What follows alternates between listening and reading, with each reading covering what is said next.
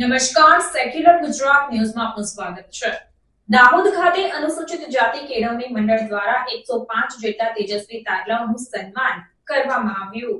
દાહોદ જિલ્લા અનુસૂચિત જાતિ કેળવણી મંડળ દ્વારા રેડ ક્રોસ ભવન દાહોદ ખાતે જિલ્લા આરોગ્ય અધિકારી ડોક્ટર રમેશભાઈ પહાડિયાના અધ્યક્ષ સ્થાને તેમજ દાહોદ મામલતદાર મનોજભાઈ મિશ્રાના મુખ્ય મહેમાન પદે રેડ ક્રોસ ભવન ખાતે અનુસૂચિત જાતિ સમાજના ધોરણ 10 અને 12ના તેજસ્વી તારલાઓનું સન્માન કાર્યક્રમ યોજવામાં આવ્યો હતો, જેમાં 105 જેટલા વિદ્યાર્થીઓનું શિલ્ડ પ્રમાણપત્ર આપી સન્માન કરવામાં આવ્યું હતું. ડોક્ટર મધુકર વાઘ દ્વારા ધોરણ 10 અને 12 વિજ્ઞાન પ્રવાહમાં પ્રથમ આવેલ વિદ્યાર્થીઓને 500 રૂપિયા લેખે 2000 જેટલું ઇનામ આપવામાં આવ્યું હતું. સ્વાગત પ્રવચન અનુસૂચિત જાતિ કેળવણી મંડળના પ્રમુખ ગોપાલભાઈ ધાનકા દ્વારા કરવામાં આવી અને સંસ્થાની પ્રવૃત્તિ વિશે જાણકારી આપી હતી. ડોક્ટર બાબા સાહેબ આંબેડકરના આદર્શોને જીવનમાં ઉતારવા માટે અપીલ કરી હતી.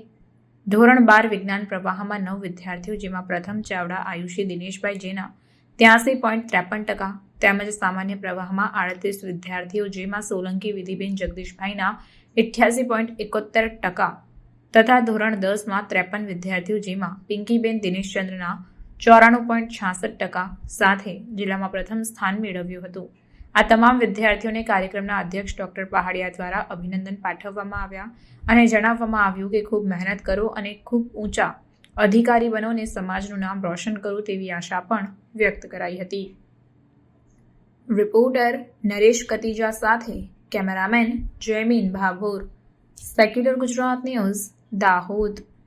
સમાચારોની અવનવી અપડેટ્સ માટે જોતા રહો સેક્યુલર ગુજરાત ન્યૂઝ. સાથે સેક્યુલર ગુજરાત ન્યૂઝ ચેનલને લાઇક, શેર અને સબસ્ક્રાઇબ કરો અને બેલ આઇકોન દબાવીને સમાચારોની ઝડપી માહિતી મેળવો.